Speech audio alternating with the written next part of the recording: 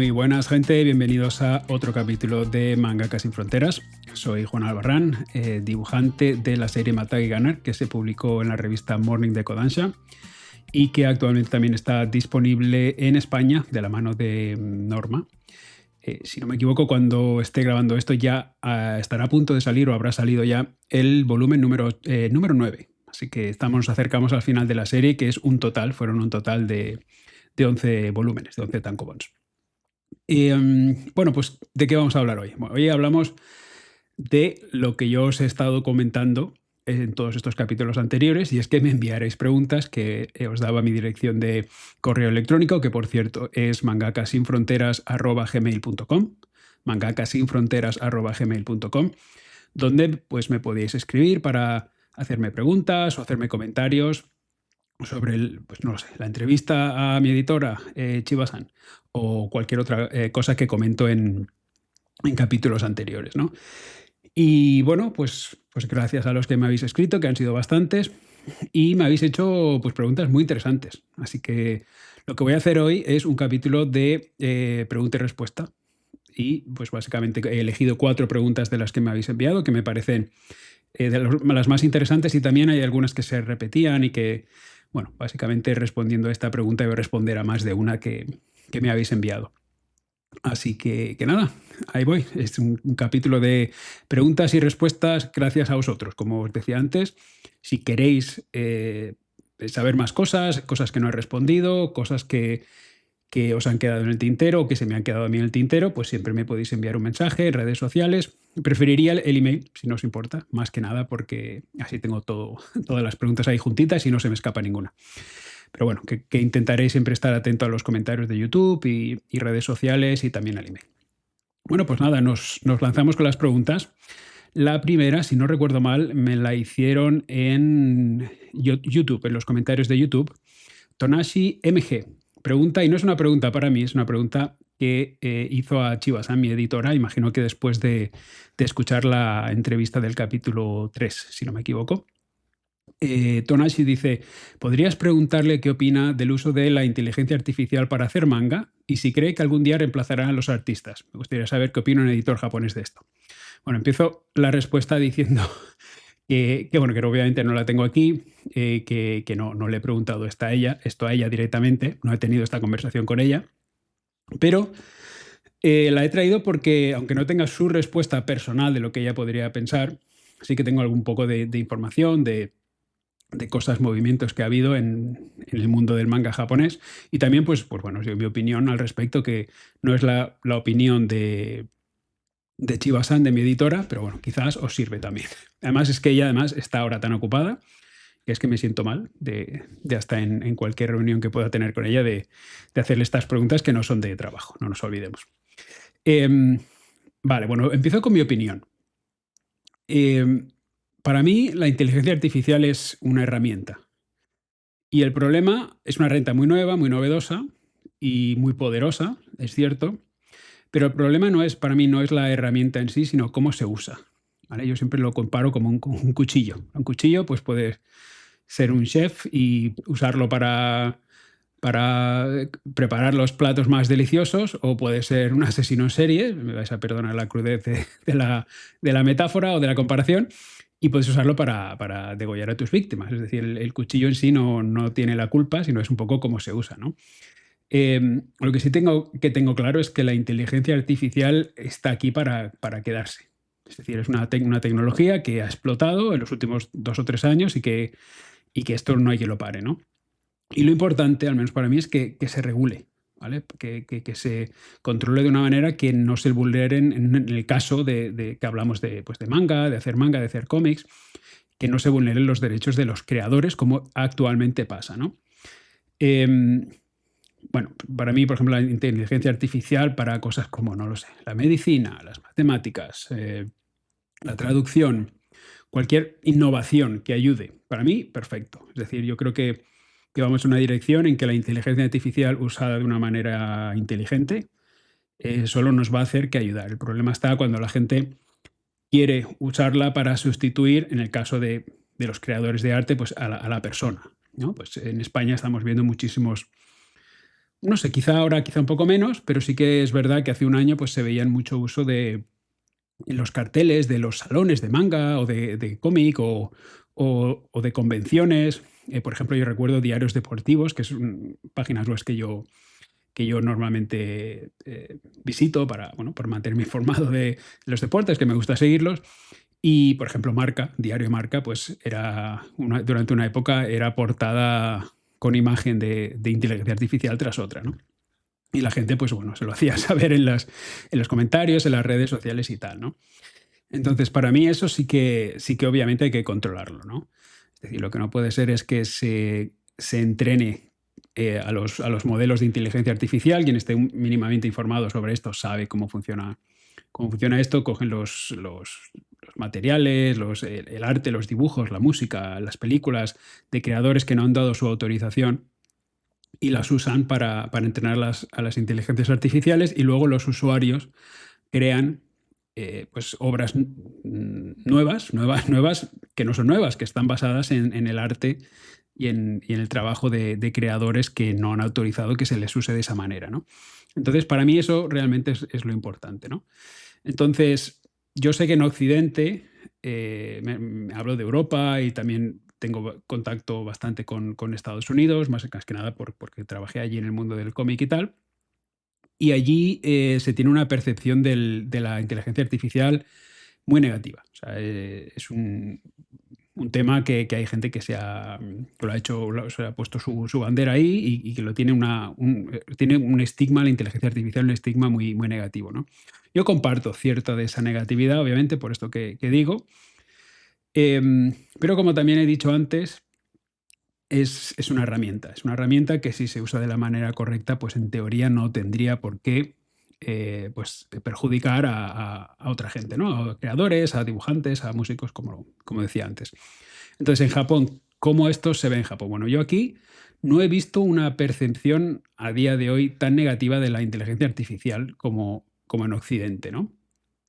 Creo que la gente, y hablo de, no lo sé, gente que sigo en redes sociales, amigos, eh, pues bueno, mangakas, otra gente que sigo en redes sociales y cómo han reaccionado ellos, ¿no? He visto incluso algunos mangaka haciendo pruebas, qué gracia esto de la inteligencia artificial. Meto el dibujo de mi personaje, le digo, dibújamelo en otro estilo, pero tal. Y entonces hace esto de jugar con la inteligencia artificial no les, no les da ningún tipo de reparo, ¿no? O sea, yo, por ejemplo, hoy en día un dibujante de cómics americano haciendo ese tipo de contenido en redes sociales. Mira, he hecho un Superman o un Batman y lo he puesto con inteligencia artificial y aquí eso, vamos, lo cancelarían inmediatamente, ¿no?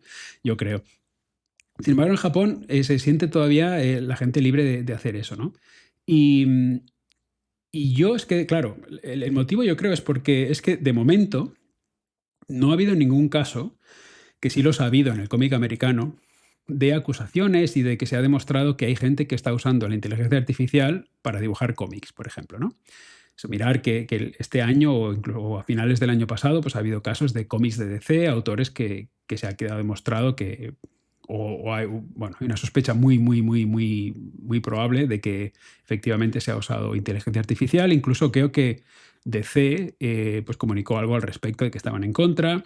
Y creo incluso que recientemente Warner Brothers, si no me equivoco, ha puesto una demanda a, a los creadores de ChatGPT para que, bueno, pues para esto que hablábamos de cómo se entrenan a los modelos y sin permiso y sin autorización de los creadores y tal, ¿no? Entonces aquí lo único que yo he visto es solo un caso, es el caso de Osamu Tezuka. Curiosamente, han ido a tocar al nombre más sagrado de aquí de Japón en el manga. Y es, bueno, lo que pasó es que pues, creo que fue el año pasado, la familia de Tezuka y un equipo, bueno, el equipo de trabajo que ellos usan, pues creó un manga nuevo dibujado con el estilo de Tezuka y lo dibujaron con inteligencia artificial, ¿no? Y esto llamó mucho la atención. Aquí por el hecho de ser Tezuka, salió en las noticias, mucho en los telediarios como una curiosidad, se dio mucha publicidad al manga, se publicó. Y yo sinceramente no lo vi nunca como, o sea, las televisiones y los periodistas hablaran de ello en un tono negativo, más como en una, qué maravilla que la inteligencia artificial es capaz de hacer esto, ¿no? ¿Qué pasa? Primero, autorizado por Tezuka mismamente, ¿no? Es decir, por la familia de Tezuka, creo que es el hijo el que se encarga ahora de gestionar todo eso. Imagino bueno, que él obviamente lo ha autorizado todo eso, y ahí quita un poco el dilema de los creadores, ¿no? Es decir, la misma persona que gestiona todo lo que se refiere a Tezuka, pues lo autoriza, pues entonces ahí ya no hay robo, ya no hay conflicto, ¿no? Y eso se publicó y llamó un poco bastante la atención. Hubo publicidad y tal, obviamente, porque imagino que la editorial quería vender. Y a partir de ahí se acabó. Es decir, yo no he leído nada más. Entonces, a nivel general, pues eso, yo creo que es bastante, bueno, se le ve como una curiosidad y de momento no tiene ese estigma que tiene en Occidente, ¿no? Yo creo que si empiezan a salir casos de gente que usa bueno, pues para hacer plagio o para, bueno, decir esto lo he dibujado yo y sin embargo lo he hecho con inteligencia artificial, engañando a una editorial y tal. Aquí son súper, súper estrictos con ese tipo de cosas y si hay un caso gordo, yo creo que se empezarán a mover. Aún así os puedo decir que la Asociación de Mangakas de Japón, de la que, bueno, que es una asociación, bueno, pues el Tetsuya Chiba es digamos, el jefe, el que la dirige ahora mismo. Quiero decir con eso que es muy generalizada, es importante, es una asociación importante, de la que yo soy miembro. Ya se está moviendo para pedir que se regule el tema de la inteligencia artificial, ¿no? O sea, yo os puedo decir que ha habido un movimiento de recogida de firmas en la industria del manga que a mí me llegó a través de Kodansha. A mí me llegó a través de, no de otros mangakas, sino Kodansha. Me dije, mira, hay este movimiento, estamos recogiendo firmas para que el uso de la inteligencia artificial se regule en Japón y que no se vulneren los derechos de los mangaka y todo eso, ¿no? Si quieres apoyar este movimiento o esta iniciativa, pues por favor darnos tu firma. Y que el hecho de que me venga de Kodansha significa que la editorial lo apoya, que Kodansha lo apoya, ¿no? Y yo no sé exactamente qué es lo que Chiba-san, que es la pregunta inicial, qué es lo que piensa ella como editora, pero a mí pues me reconforta y me dice mucho de la posición en general de Kodansha como editorial, bueno, que ella misma no solo apoye esta iniciativa, sino que se encargue de hacer saber a los mangaka con los que trabajan sobre ello y buscar apoyo, ¿no? Entonces, bueno, yo no sé otras editoriales, a mí me gustaría pensar que sí, ¿no? Que si Kodansha, que creo que es la editorial más importante de Japón, que si está liderando esto, que yo creo que otras editoriales pues seguirán o estarán con el mismo, no sé, la misma actitud, ¿no? Eh, no sé cómo esto acabará, sinceramente. Yo no sé si se regulará, si en Japón se acabará sustituyendo los mangakas por inteligencia artificial. Yo ahora mismo, como veo Japón y cómo se valora el arte, digamos, sí, el arte del manga, ¿no? Del cómic, y cómo se venera la figura del mangaka, a mí me cuesta pensarlo, ¿eh? A mí me cuesta pensar que primero las editoriales y segundo el lector vayan a decir, sí, sí, no hay problema, nos quitas todo el elemento humano, todo el elemento original y de sorpresa que puede traer la creación humana, ¿no? Y lo borramos todo y que lo haga una máquina, ¿no? Puede ser que en un futuro lo que haga una máquina sea tan bueno que igual cambie opiniones. No lo sé, la verdad. Pero a mí me cuesta pensarlo. Yo lo que sí que creo es que si en el mundo en general empieza a ser sustituido el ser humano en la tarea creativa de arte, de música, de cine, de literatura y todo esto, por la inteligencia artificial, yo creo, me da la impresión que Japón será el último en, en unirse a esa tendencia. Yo creo que se resistirán porque es que les funciona también como va ahora. Que yo creo que el hecho de decir, bueno, si es que lo hace la inteligencia artificial, bueno, pues es que nos hacemos un capítulo en 2 horas. Yo no sé si eso a la manera de trabajar y la cultura tal como ellos, bueno, pues, se acostumbran a generar, a crear el manga y a trabajar y todo eso, yo no sé si eso encaja con su filosofía, ¿no? Espero no equivocarme. También es verdad que si avanzamos de aquí a 50 años, pues no lo sé, me da miedo pensarlo, que muchas cosas se pierdan y que la inteligencia artificial se apodere de todo esto, ¿no? Pero vamos, yo de momento lo veo muy lejano, sobre todo aquí en Japón, ¿vale? Así que nada, no es la opinión de Chiba-san, pero bueno, ya he dado un poco de información sobre lo que seguramente piensa Kodansha, más o menos, y creo que, bueno, es un signo de esperanza, ¿no? Vale, siguiente pregunta. Jorge me envió un email muy largo, me felicitaba por mi trabajo en Matai Ganar, todo esto, muchas gracias, Jorge, aunque ya le respondí personalmente. Y para resumir, me pregunta por el papel de agentes de dibujantes en Japón y si las editoriales aceptan trabajar con agentes. Es una pregunta muy interesante en la que yo realmente no había pensado mucho, pero bueno, pues para responderle a Jorge, pues me puse a pensar en ello y, y bueno, y me hice un poco de investigación también, ¿no? Entonces, la respuesta que yo pueda dar, la verdad es que no es definitiva. Es decir, yo no le puedo decir a Jorge o a otros mangaka o agentes si todos los editores estarán dispuestos a trabajar con agentes, ¿no? Como un intermediario entre el mangaka y el editor. A mí me da a pensar que es, bueno, puede costar un poco. Lo digo que puede costar un poco porque la relación entre agente, dibujante y mangaka, la verdad es que es muy continua. Sobre todo si se trabaja en una revista semanal, pues como hacía yo, pues bueno, constantemente emails, constantemente reuniones semanales, porque bueno, pues el ritmo es muy rápido, entonces añadir una tercera persona que quizá ralentice el proceso y que quizá hace que la comunicación no sea fluida o que haya malentendidos y tal, pues puede ser, a mí me da que igual algún editor no le haga gracia a esto, ¿no? Pero, pero no puedo dar una respuesta definitiva.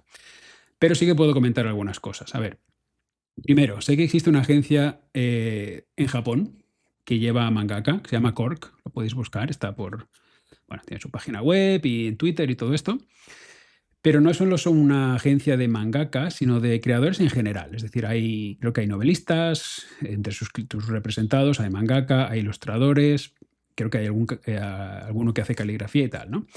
Y los mangaka que tienen, que por cierto hay pues, uno o dos, creo, de Morning, por ejemplo, Chuya Koyama de Space Brothers, que por lo que yo veo que ellos hacen, pues es más una cuestión no de encontrarle trabajo o de relacionarse en el día a día, aunque eso no lo sé, pero me da la impresión de que no, en el día a día con el editor, a mí lo que me parece, o de buscarle trabajo, por ejemplo, ¿no? Porque obviamente Chuya Koyama encontró trabajo hace, no sé si 15, 16 años cuando empezó Space Brothers y ahí sigue, es decir, de momento no ha necesitado sí, pues, un agente para que le encuentre otro trabajo, ¿no? Que eso es lo que le diferencia a los agentes seguramente en el mercado francés y americano, que es algo de lo que hablaré a continuación, ¿no? Entonces, ¿de qué se trata? Bueno, pues ellos tratan, por lo que yo veo, temas de merchandise, de, no sé, redes sociales, exposiciones, un poco explotar lo que la editorial no hace, ¿no? Entonces, claro, ahí además hay una cuestión un poco, no sé cómo decirlo, peliaguda, en el sentido de que estamos hablando de personajes, por ejemplo, en el caso de Space Brothers, que son propiedad de Chuya Koyama, pero que en parte también son propiedad de la editorial. ¿Vale? Eso es un copyright conjunto. Y entonces ahí, bueno, pues estamos hablando de merchandise, exposiciones y tal, pues es algo que imagino que se tiene siempre que negociar. Yo no tengo experiencia en esto, pero imagino que es algo que siempre se tiene que negociar con la editorial, ¿no? Entonces ahí quizá el papel un agente o una agencia que te gestione todo eso, pues igual ahí sí que lo encuentro como ayuda, ¿no? Además, pues Space Brothers han hecho una película de acción real, una serie de animación, de anime y tal, pues obviamente tener ayuda cuando se tiene que gestionar proyectos tan grandes para el mangaka que tiene que seguir dibujando la serie es importante, ¿no? Entonces ahí sí que le veo utilidad al hecho de ser agente, ¿no? Pero, eh, pero claro, es diferente a lo que, como decía antes, al rol de un agente de cómics para los mercados americanos y francés. A ver, yo, pues como dije, trabajé 7 años antes de llegar aquí a a Japón, a matar y ganar. Hice un álbum para una editorial francesa, que lo hice con un agente español, y toda mi carrera en DC, excepto creo el primer trabajo, que me salió porque me contactó un editor independientemente. Todo lo demás, pues ya entré con otro agente diferente, también español, ¿no? Entonces, ¿cuál es el papel de estos agentes? Ellos buscan trabajos principalmente. Tenéis que pensar que en Japón, como he dicho antes, por ejemplo, Chuya Koyama encuentra un trabajo y trabaja en ese manga pues, durante 15 años, ¿no? Pues Eiichiro Oda, no sé cuántos años lleva ya, 20 y pico. Entonces, si una serie funciona relativamente bien, un mangaka tiene la suerte de que no tiene que buscar trabajo durante mucho tiempo, ¿no? Sin embargo, en Francia y en España, pues perdón, y en Estados Unidos es distinto. En Francia se suele trabajar por álbumes que quizá te dan pues, 6 meses, un año para trabajarlos. Y entonces es un proceso más lento y cuando se acaba ese álbum, pues se hace otro álbum. A veces sí que se continúan, es decir, hay series, ¿no? Como Black Sad, por ejemplo, por poner un ejemplo, ¿no? Entonces ahí sí que si la cosa funciona, pues bueno, no necesitas un agente tanto para que te busque trabajo, ¿no? En DC, en Estados Unidos, bueno, DC en mi caso, porque yo trabajé en DC, pues es muy común que los dibujantes salten de una serie a otra, ¿no? Y que sea un poco un entorno muy inestable, porque haces 2 o 3 números y luego pues tienes que buscarte otra serie porque no hay no lo sé, no hay por ejemplo, en Batman o en Superman o lo que sea, no hay un dibujante que se pase los 15 años que Chuya Koyama se ha pasado dibujando Space Brothers, que es su serie, ¿no? Entonces, bueno, ahí el rol de la gente pues es mucho más útil, porque obviamente un buen agente que tenga muchos contactos, que conozca a los editores, que esté al día de cómo se mueven las series, que sea capaz de, no sé, ir a las convenciones de Nueva York, de San Diego y demás, con el portafolio y hablar con los editores, decir, mira, estos son los autores que tengo, pues búscame una serie para él, para ellos, para el entintador, para el dibujante, para el colorista, todo esto, ¿no? Y entonces ahí sí que obviamente tiene un papel muy importante. Y luego está el tema de las traducciones, porque yo sé, por ejemplo, que hay autores, que hay dibujantes, pues que no hablan inglés y no les apetece o no quieren o les cuesta mucho eso de aprender otro idioma, ¿no? Entonces, pues el hecho de que tengan un agente que les haga de traductor y que les haga de intermediario entre el editor y el dibujante, pues entonces les ayuda muchísimo, ¿no? Y como en estos mercados, tanto en Francia como en Estados Unidos, el ritmo es más lento que en Japón, pues es posible que haya tiempo para hacer este tipo de trabajos, ¿no? De alguien que se tome el tiempo de recibir un email, traducirlo o llamar al dibujante, mira, esto es lo que te están diciendo, ¿cómo respondo, no? Sin embargo, en Japón, pues no lo sé, recibir un email del editor por la noche y que no se responda por la mañana en una serie semanal, eso a veces es una tragedia, ¿no? Perder un día en una traducción de un email o algo así. Eso en un ritmo de serie semanal japonesa, pues eso no funcionaría, ¿no? O sea, se perderían las fechas de entrega enseguida, ¿no? Entonces, bueno, claro, pues el rol es muy distinto y en Japón, pues como digo, tener una tercera persona ahí pues puede dificultar las cosas. Si un dibujante, como he dicho antes, tiene muchos años de carrera en una misma serie, pues no necesita buscar trabajo. Y otra diferencia es eso, es que los mangaka aquí son japoneses, la gran mayoría, entonces no necesitan un traductor, ¿no? Entonces, yo el rol de la gente, como he dicho antes, pues yo no acabo de verlo en, en el entorno y en el ritmo que se lleva aquí en Japón, ¿no? Entonces, hablamos aquí siempre de agentes y mangaka que no son japoneses. Entonces, ahí ya no sé si, pues es un caso un poco distinto, ¿no? Imagino que en cada caso sería distinto. Yo, como quien haya oído el capítulo 3, ya sabéis que Chiba-san hace que todo esto, al hablar español, hace que toda esta discusión pues sea innecesaria, pero vamos a ponernos en el caso más normal y es que el editor no habla inglés o español y el mangaka no habla japonés. Esto es seguramente lo que sería más común, ¿no? Entonces ahí la gente sí que puede tener su utilidad. Obviamente si el agente habla japonés. Si no, volvemos al caso anterior. en un ritmo de trabajo semanal, vamos a asumir que sí, que el mangaka consigue trabajar porque su trabajo es genial, pero entra en una serie semanal y de repente la comunicación sería editor-agente, agente-mangaka. Y luego la respuesta, el orden inverso, ¿no? Entonces, pues bueno, o el agente está al momento enviando los mensajes que se recibe el editor para correcciones, para un meeting, no sé, yo he tenido meetings, ¿podemos hablar ahora? Es decir, es que yo he tenido meetings así, de que el agente tiene un hueco, perdón, el editor tiene un hueco y no pueden, tiene otras reuniones más adelante o el día siguiente y dice, pues o lo hacemos ahora o me va a costar encontrarte un hueco para tener la reunión que tenemos que tener y avanzar con la serie, ¿no? Y esto, pues eso sí, yo tengo que estar disponible y en el caso de la gente, pues tendría que estar disponible también. Entonces, yo no sé si eso es tan factible, ¿no? Si no, si no es por eso, hablo por el tema del idioma. Si una gente no habla japonés, pues yo no lo acabo de ver, sinceramente.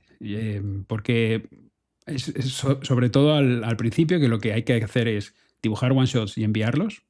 Se puede hacer por internet. Y yo creo que eso lo puede hacer el mismo mangaka sin necesidad de perder, pues eso, no sé, el porcentaje que sería, un 10-15% de lo que luego se pueda ganar, ¿no?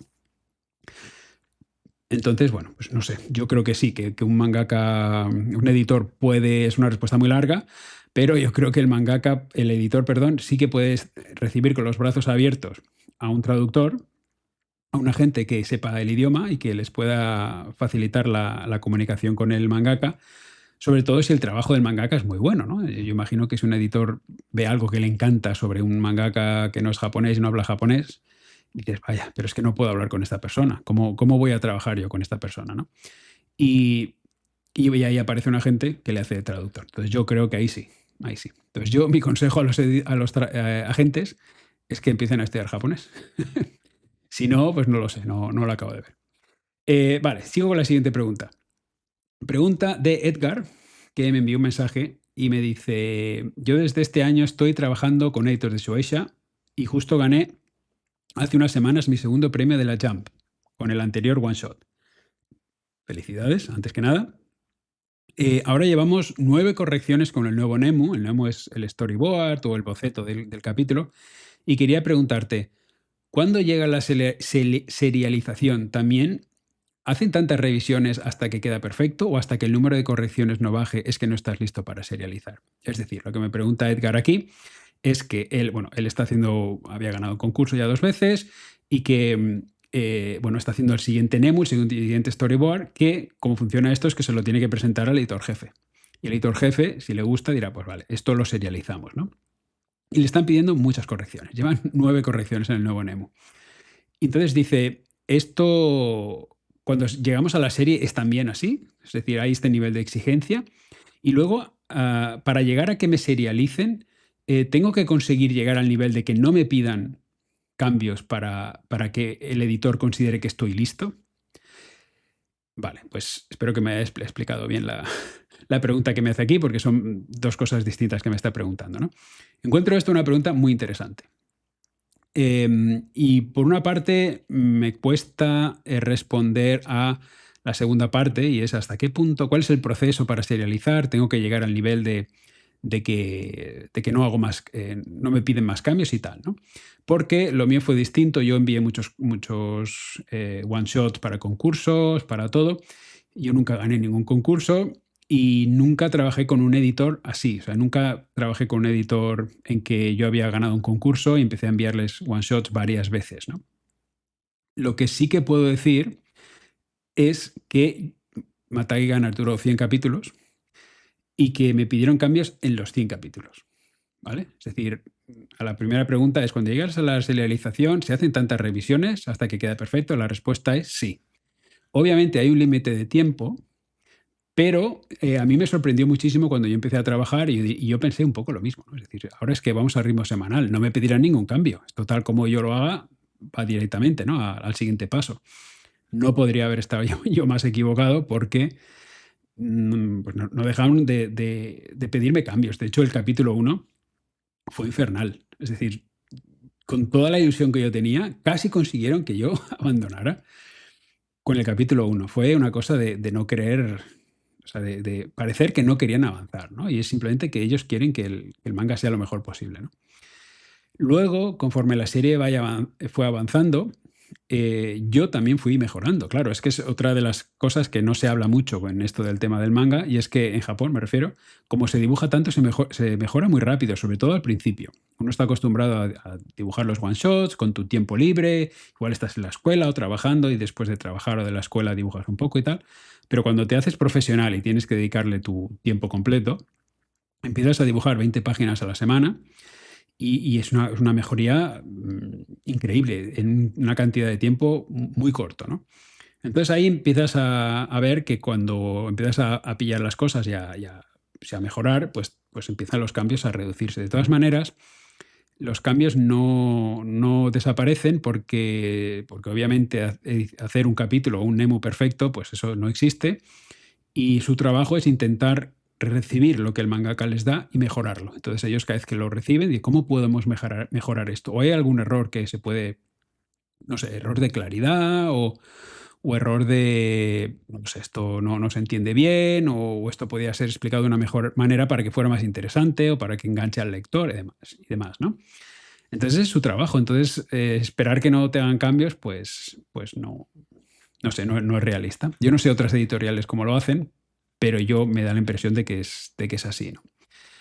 Entonces no se cortan, no se cortan un pelo. Si te piden muchos cambios, yo lo que pensaría es que, como decía antes, estos one shots que hacen los dibujantes que están intentando entrar en una serialización es que que el editor entregue al editor en jefe un one shot que sea tan bueno que tenga muchas posibilidades de que sea serializado, ¿no? Y más en la Jump, que la Jump, bueno, si habéis leído Bakuman ya sabéis que es un poco así como funciona. Bueno, hay esa reunión, parece ser, mítica, reunión de todos en que se cierran las puertas y ahí se decide todo. Y el editor en jefe es el que decide, ¿no? Entonces, imaginar, te digo a Edgar y a cualquier dibujante que quiera entrar en la Jam o cualquier otra serie, pensar que como Edgar, tú o cualquier dibujante japonés, hay una competencia vamos, brutal, brutal. Y no solo eso, sino luego estás compitiendo con dibujantes que, pues no lo sé, que, que acaban una serie y que son nombres muy conocidos y empiezan otra serie en la misma revista.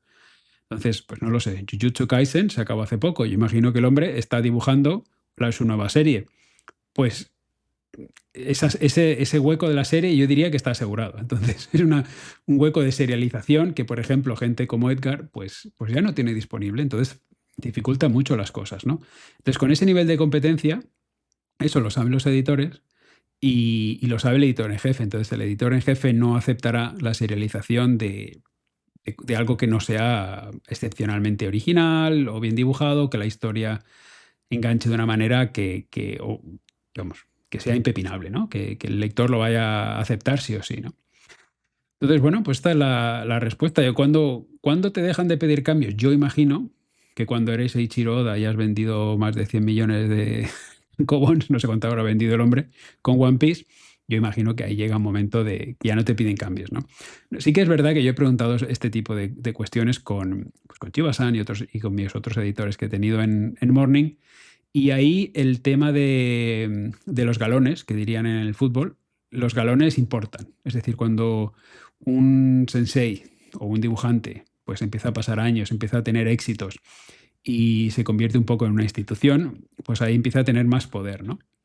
También además, también digo, cuando un mangaka lleva, pues no lo sé, 20, 15, 20, 30 años dibujando manga, pues ahí ya no solo que tengas galones, sino que tienes obviamente un conocimiento, ¿no? O sea, si has durado 20 años dibujando una serie, es porque lo que tú haces es bueno. Entonces la necesidad un poco de que los editores te corrijan y todo eso, pues quizá disminuye un poco porque el trabajo que tú haces ya de por sí, pues es de una calidad muy alta, ¿no? Yo, por ejemplo, si veis, hay un especial de Kosho Aoyama, el dibujante del Detective Conan, que hace poco lo publicaron en NHK World en inglés, ¿vale? Entonces se puede entender con subtítulos y tal.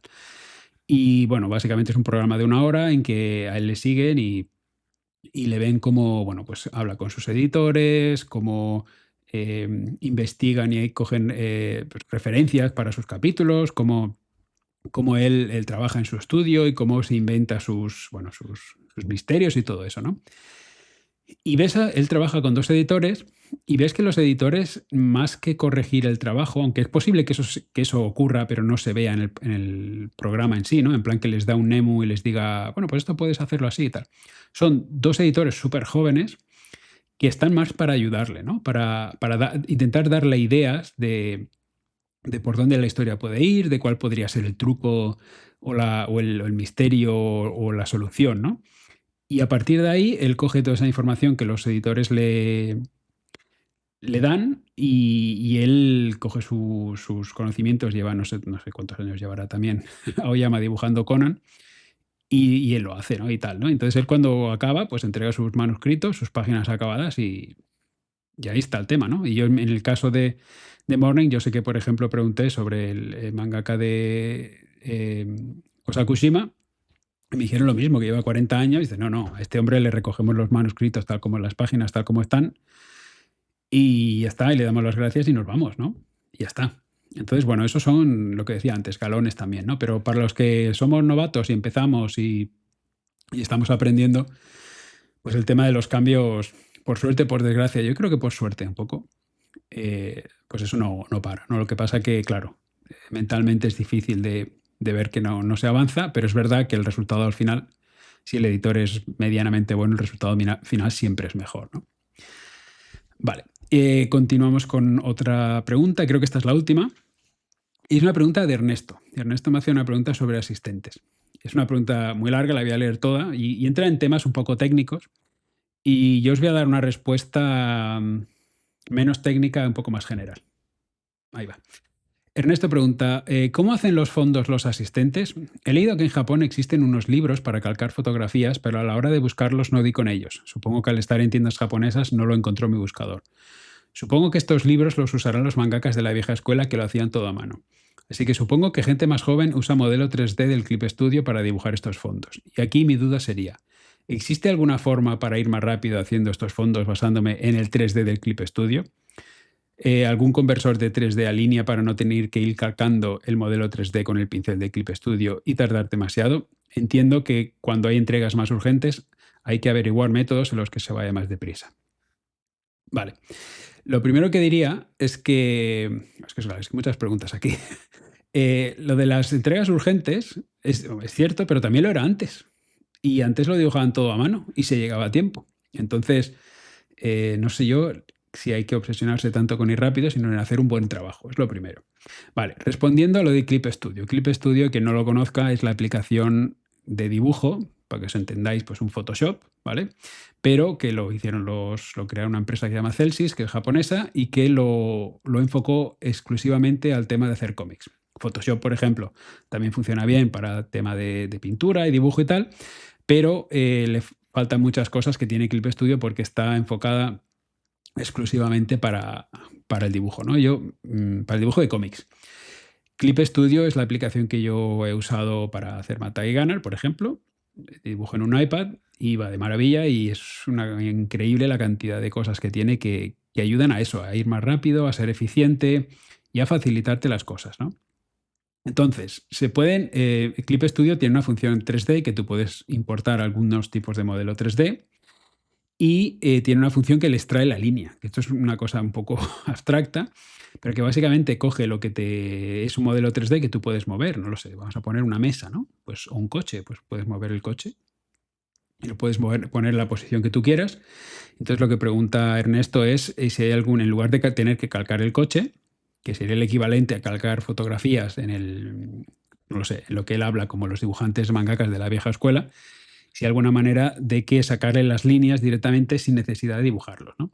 Y sí, Clip Studio tiene una función que vamos, exactamente eso, ¿no? Que te saca las líneas y, bueno, pues te ayuda mucho. ¿Qué pasa? Bueno, pues que no deja de ser un modelo 3D, ¿no? Entonces, ¿se puede hacer? Sí.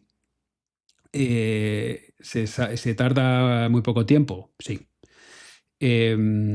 Pero, y esto es una opinión, ¿eh? porque yo sé que hay mucha gente, y además se ve a veces en los mangas que ves un modelo 3D ahí puesto, sin más, y para mí es un poco un pegote, ¿vale? Yo llamarme mayor, llamarme viejo, pero yo estoy un poco, a pesar de que uso herramientas modernas como Clip Studio y un iPad y tal, aunque a mí me gusta mucho dibujar en papel, no descarto nunca hacer un manga en papel algún día de estos, eh, pero la verdad es que sí, aunque las herramientas sean digitales, a mí me gusta acercarme o que el proceso de trabajo sea el mismo que yo usaba, que yo usaría si dibujara en papel, ¿no? Entonces intento lo mínimo posible eh, en cuestión de eso, de usar tiempo y tal, ¿no? A menos que quiera ahorrar tiempo y tal. Entonces yo, por ejemplo, uso 3D, uso poquito, pero sí que es verdad que cosas como coches, o incluso, por ejemplo, en Matai Ganar había la casa de Yamano, del protagonista principal ahí en el campo, pues me presentaba un problema, ¿no? Y es que el problema era que 3 asistentes de los que yo tenía tenían que dibujar la casa en determinados momentos y tenía que todo el mundo pues, dibujarla de la misma manera, ¿no? O sea, con las mismas medidas, que siempre fuera la misma casa, ¿no? Que se fuera reconocible. Entonces, bueno, eso más que un problema es una situación normal en lo que es el crear un manga, ¿no? Entonces, yo decidí buscar un modelo 3D de la casa y es un modelo que en realidad no se parece casi en nada a lo que si vieres la casa yo creo que casi ni la reconocerías más allá de dónde está el tejado, dónde está la puerta y tal, ¿no? Y entonces, pues ese modelo, les puedo decir que nunca, en 100 capítulos y más de 2000 páginas, nunca se usó directamente con esta función del 3D. La dibujamos usándola como referencia siempre. Y entonces, bueno, uno de mis asistentes le pide que la dibujara por primera vez, sale en el capítulo 1, y con esa imagen como referencia, pues la casa de Yamano siempre se dibujó basado en el modelo 3D, ¿no? Si un día necesitamos que vea de lejos, con un punto de vista muy alto. Pues bueno, pues yo hacía eso y le ponía la casa al asistente y le decía, pues ahora dibuja la casa, ¿no? Entonces con las modificaciones adecuadas, porque si la puerta es distinta, no lo sé, las puertas del porche son distintas también, pues no sé, si las puertas del porche están abiertas o no, y tal, ¿no? Entonces ese tipo de cosas, las texturas sobre todo, ¿no? Ese tipo de cosas pues es lo que los asistentes hacían. Entonces, yo el 3D, pues bueno, no sé, diría que se usaba en Matai Ganar un 20 o un 30%. Y el motivo principal para hacerlo, sobre todo en cosas muy complejas como los coches, como las bicicletas, ese tipo de elementos que hay que dibujar, porque a los asistentes se les paga por tiempo. Entonces yo también tengo que pensar en mi bolsillo, que si yo le digo a un asistente dibuja de cero una cosa compleja como un coche, pues si tiene mucha práctica y es un crack dibujando coches, que es algo muy difícil, o una bicicleta, en perspectiva tal como yo la necesito, pues oye, chapó, igual me lo hace muy rápido, pero lo normal es que no sea así, ¿no? Lo normal es que se tarde mucho tiempo, que hay que hacer el boceto inicial y todo eso, ¿no?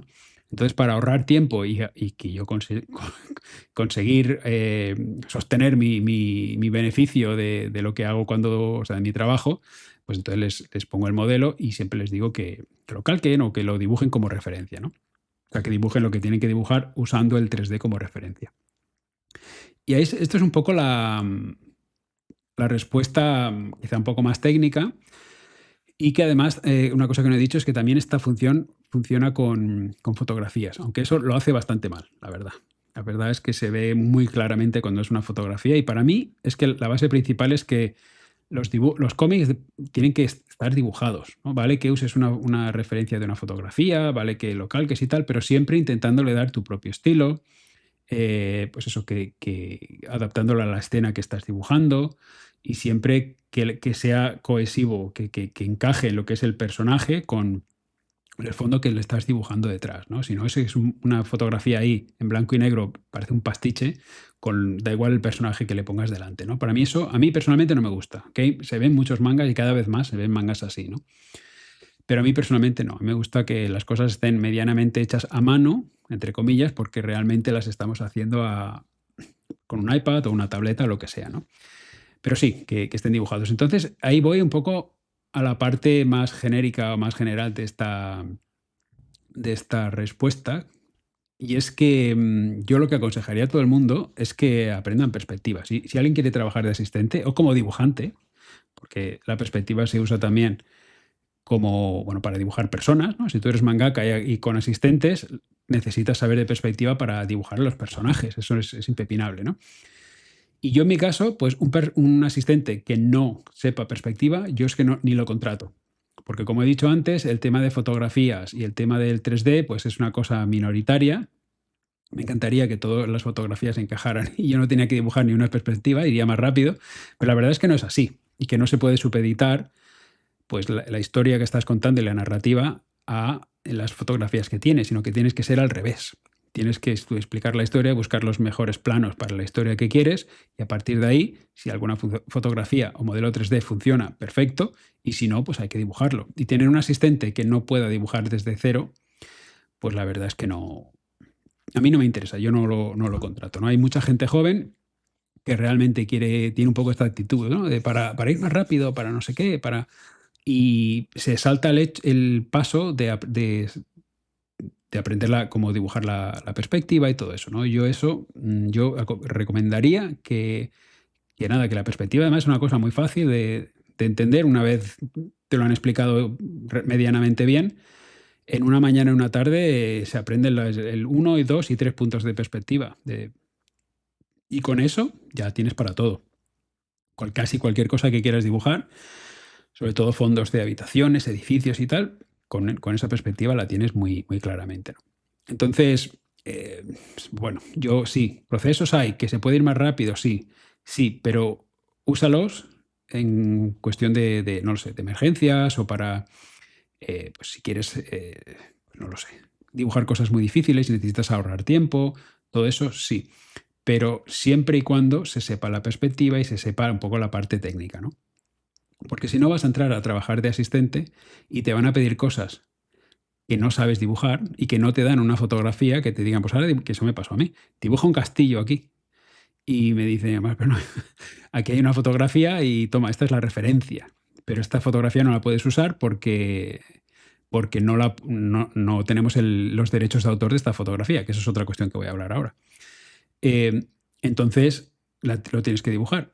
Y lo tienes que dibujar para mañana. Entonces, claro, ahí es cuando te metes en un problema y es cuando empiezan las gotas de sudor gordo a caer, como en un manga, porque te das cuenta de que no sabes cómo hacerlo y no tienes tiempo ni siquiera para aprender cómo hacer la perspectiva en ese momento, ¿no? Entonces, yo creo que hay que estar medianamente preparado para entrar a trabajar como asistente y para eso pues, se necesita lo básico para un asistente, que es perspectiva. Y a partir de ahí, pues 3D y todo esto. Yo, por ejemplo, de mis asistentes, 2 llevan, pues no lo sé, 20 años, me dijeron, trabajando de asistente y no sabían cómo usar 3D. Entonces yo se los voy a enseñar. Dije, mira, os voy a enseñar cómo usar 3D porque en algún momento para la serie es posible que lo usemos, ¿no? Mira, luego lo acabamos usando para el tema de la casa de Yamano. Pero ellos llevaban trabajando en papel primero y luego en digital durante 2 décadas y no habían usado el 3D en su vida, ¿no? Entonces es un poco la actitud que hay que tener si te quieres hacer útil para un mangaka siendo asistente, ¿no? Que le puedas solucionar problemas en lugar de decirle, no, yo esto no puedo dibujarlo, ¿no? Eso no. Eso lo que te consigue es que el mangaka no quiera trabajar contigo más y no te contrate, ¿no? Y lo otro que la otra parte de la pregunta es que me comentaba esos libros que sí existen, ¿no? De fotografías, y esos libros son muy famosos y existen y todavía se venden. A mí me encantan ver esos libros porque todavía siguen saliendo. Hay muchos de poses de personas, de referencia y tal, que también son muy útiles. Y luego hay un montón de libros sobre escuelas, ciudades, no sé, calles, elementos como buzones de correos, eh, aires acondicionados, postes de la luz, todo eso, ¿no? Cosas para que uno vea cómo las cosas son en Japón, ¿no? Entonces eso en Amazon Japón, por ejemplo, si vivís fuera de Japón, en Amazon Japón todos esos libros están ahí, pero tenéis que hacer la búsqueda en japonés, que es lo que me decía el buscador. Pues claro, esto es una cosa que os tenéis que acostumbrar todos si queréis trabajar en Japón, es que tenéis que buscar y manejar las cosas o aprender a cómo buscar cosas en japonés, ¿no? Entonces, bueno, pues ir a un traductor, buscar libros ¿cómo se traduce? Libros de referencia o referencias manga, o no sé exactamente qué término tienes que buscar, pero son cosas que hay que probar y aprender qué funciona mejor. Y estos libros se pueden encontrar y enviar pues, al extranjero. Yo recuerdo, de hecho, que hace muchos años en Amazon Japón yo me compré varios de estos libros, 2 o 3 libros de casas, de tal. Y algunos te vienen, incluso hoy, con un CD-ROM en que puedes coger las fotos y meterlas en el ordenador y las puedes usar, pues incluso para eso, para calcar en, en la tableta o en el iPad o lo que sea, ¿no? Sin embargo, esas fotografías no solo se han usado o sea, esos libros de fotografías para calcar, sino que se usa también como referencia. Es que eso es súper importante. Eso quiero que quede muy claro, que es que calcar no es el único uso de las fotografías. Tú a veces puedes decir, al asistente, quiero que dibujes X, esta casa o este edificio, pero la perspectiva sí, la perspectiva que hay en la fotografía no me funciona. Entonces, dibújame esta misma casa, pero vista desde arriba o vista desde más lejos o desde otro ángulo o lo que sea. Entonces, un asistente tiene que saber eso. ¿Por qué son importantes las fotografías? Bueno, pues porque, por ejemplo, en Japón, pues no lo sé, los postes de la luz tienen un aspecto muy concreto, las casas tienen unas decoraciones muy concretas por fuera. Bueno, pues ese tipo de cosas para que luego quede creíble, si tú quieres hacer un manga que está, bueno, que pasa en Japón, ¿no? En el Japón actual, por ejemplo, o en la escuela, eso es un caso muy, muy, muy famoso, ¿no? De cómo es una escuela japonesa. Bueno, pues tú necesitas que los lectores japoneses se crean que eso es una escuela de verdad japonesa, ¿no? Entonces, para eso necesitas esas fotos, cómo son las sillas, cómo son las mesas, pero eso no significa que no sé, pues, un gimnasio, pues igual hay 2 o 3 fotos del gimnasio, pero eso no significa que te vaya a servir si es un manga de deporte y cada vez que sale el gimnasio solo puedes usar esas 3 fotografías. Eso no puede ser. Te vas a necesitar distintos puntos de vista, distintos ángulos, distinto todo, ¿no? Pero esas fotografías te permiten saber, pues, qué suelo hay, es un parquet, cómo son las gradas, cómo son las canastas de baloncesto, cómo todo eso, ¿no? Y esos libros existen, siguen siendo muy comunes, yo los sigo viendo en las librerías, pero también cada vez más hay librerías online, ¿vale? Esto es la otra cuestión que quería tratar, porque alguien pensará, bueno, pues yo me cojo una fotografía de internet y la calco y tal, y ya está, ¿no? Y eso no se puede hacer. No se puede hacer porque esas fotografías no son de tu propiedad, tienes derechos de autor. Hablábamos antes de la inteligencia artificial, de los derechos de autor y todo eso. Y en este caso aplica, o sea, nos aplica no solo cuando queremos protegernos, sino cuando hay que respetar los derechos de autor de otros creadores, que son los fotógrafos que han tomado estas fotografías, ¿no? Entonces, a mí hay muchos casos en que, pues bueno, no sé, tengo que encontrar fotografías de algo que es muy japonés pero que no hay muchas fotografías, o sea, que no encuentro ninguna fotografía y yo no puedo ir yo mismo a tomar la fotografía. Y entonces, ¿qué haces? Pues bueno, buscas una fotografía de internet y le dices al asistente, esta es la referencia, pero esta foto no la puedes calcar.